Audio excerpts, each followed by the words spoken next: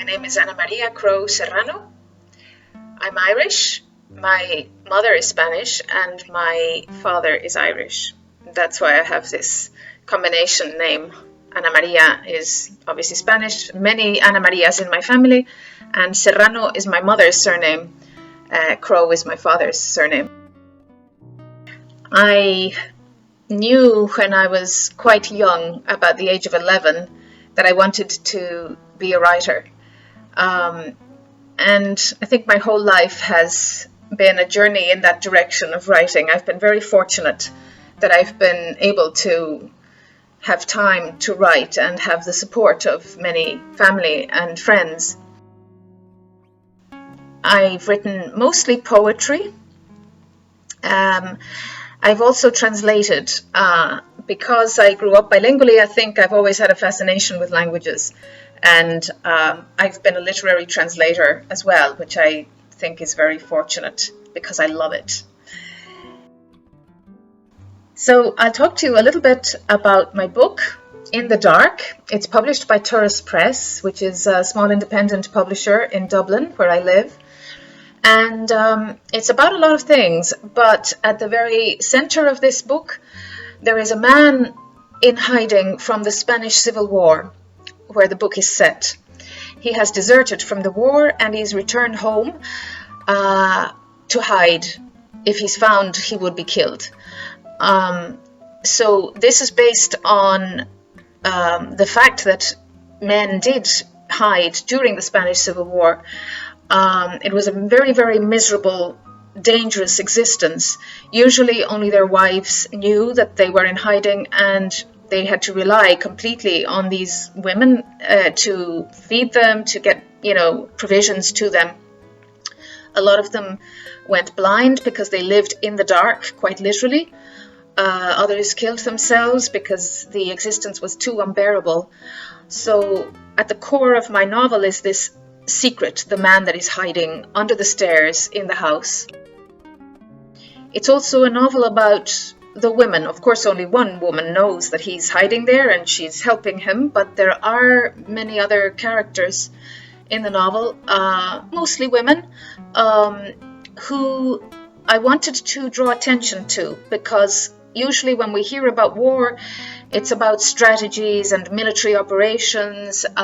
It's about mainly men who fight in the war, and we don't hear much about the people, women and children, who are left behind and who have to try and forge their life in this very, very difficult circumstance.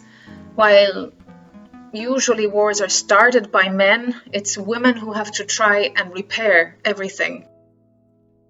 It's also, a novel about the effects of war on everybody's relationships.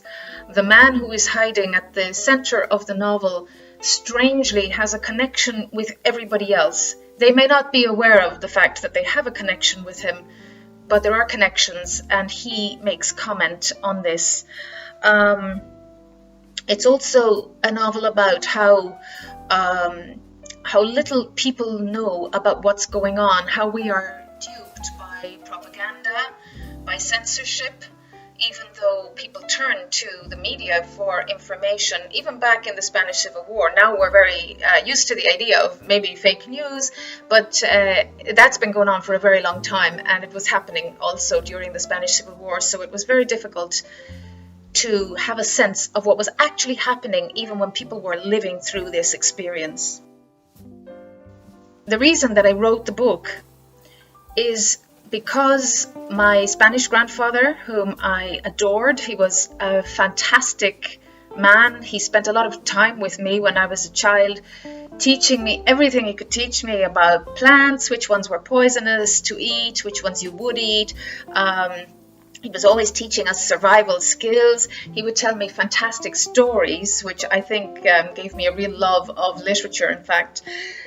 He, who was one of the most wonderful people in my life, fought for Franco in the Spanish Civil War. And that was something that I never could understand. I had an image of somebody who fought for Franco as being a fascist, a person that I would not consider a good person, Whereas I knew that my grandfather was a very, very good person. He was a very humble man. He always thought about people who had less than him. And so I was fascinated to find out why he fought for Franco. And that led me to the research that led to the novel. It's a dark novel because it's set during a dark period, and the research was actually harrowing. I sometimes cried on a number of occasions as I was writing the book. I have a novel I've been thinking about for a while. I can't say very much about it. Writers don't like to jinx their projects by saying very much about them. So it hopefully will be about an Irishman who was influential in changing the course of Western literature. I'm a little bit witchy, and sometimes I get very strong feelings from people. One of the things, if somebody tells me that they're pregnant, or even if a friend tells me that she knows somebody else who is pregnant, sometimes I get a very strong feeling about that unborn child being masculine or feminine. And I can tell straight away it's a girl or it's a boy. And I'm never wrong.